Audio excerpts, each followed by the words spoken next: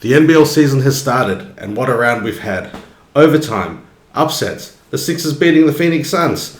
All this and more on this week's episode of Nick's NBL Show.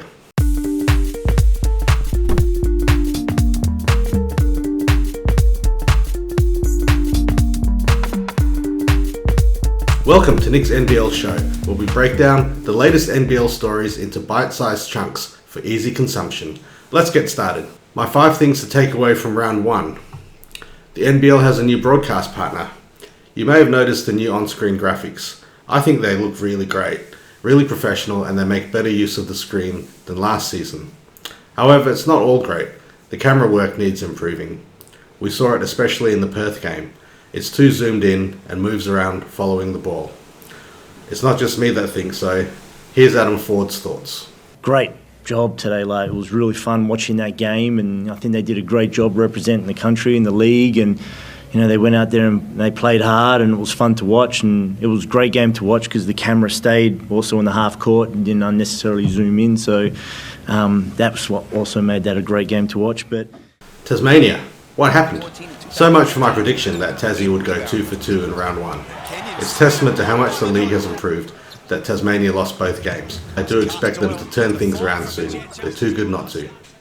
Derek Walton Jr. from Sydney is the real deal. It shows that we can't read too much into pre-season form because Walton didn't do much at the Blitz. But when the bright lights were on, Walton showed his class. He was brilliant with 32 points, including 5 for 8 from 3, with 8 assists and 4 rebounds, and is an extremely capable replacement for Jalen Adams. Cairns cannot be underestimated. Perennially written off, Cairns showed that they should be feared this season. They hit a ridiculous 12 threes at 41%, and this was without Jonah Antonio. When he gets back, look out.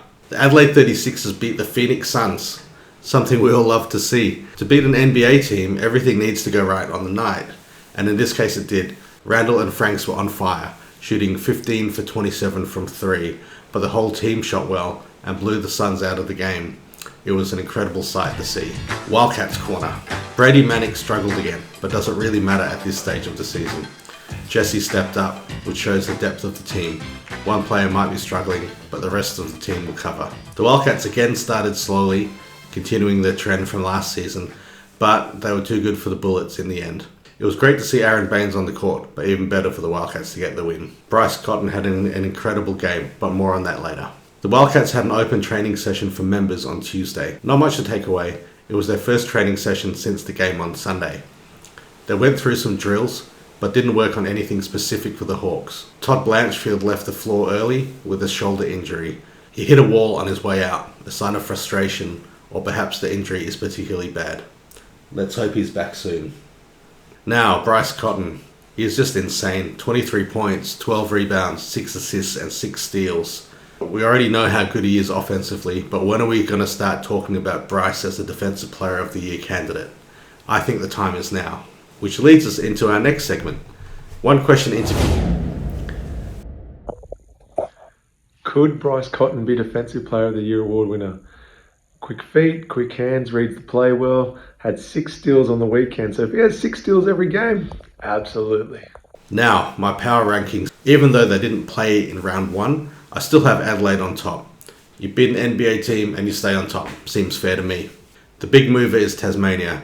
After those 2 disappointing losses in round 1, they've dropped all the way to the bottom. Will they stay there? Time will tell. Round 2 is big, with 8 games starting from Thursday. The games to watch, in my opinion, Breakers versus Tasmania. The Breakers finally returned to Auckland after a couple of years. I'm sure it'll give them a huge buzz to be playing in front of a home crowd again. They should get the win over Tassie. Melbourne versus Sydney. These 2 teams have a history and they really don't like each other. They always must watch TV. I think Sydney will be too strong in this one. Cairns versus Perth. The Taipan's always entertaining to watch, and this will be the home opener for the season. The Orange Army always gets behind their team, and the Wildcats typically struggle in far north Queensland. I can see the Taipans taking this one. And that's all for this week's show. Thank you for watching, and if you like it, please give a thumbs up and subscribe. And leave a comment with suggestions on who you would like to see interviewed in the future. See you at the game.